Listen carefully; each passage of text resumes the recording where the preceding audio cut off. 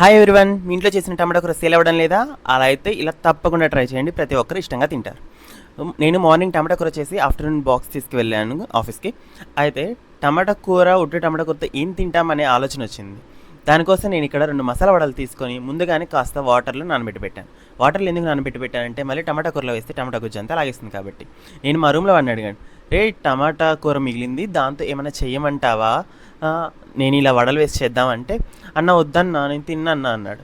సరే అయితే నేను చేసుకుంటాను చూడని చెప్పి ఇలా ట్రై చేశాను.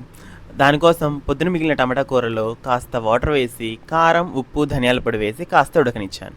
అది కాస్త ఉడకపెట్టిన తర్వాత నేను ఆల్రెడీ నానబెట్టుకున్నటువంటి 2 వడలు వేసి దాన్ని 1 నిమిషం పాటు అలా ఉడకనిచ్చాను. అలా ఉడకనిచ్చి తర్వాత అన్నంలో వేసుకొని తింటే టేస్ట్ ఉందండి, చాలా అంటే చాలా బాగుంది. మీకు ఎప్పుడైనా టమాటా కూర మిగిలిపోయి సేల్ అవ్వట్లేదు అనుకున్నప్పుడు ఇలా తప్పకుండా ట్రై చేయండి. Please follow this one. Thank you.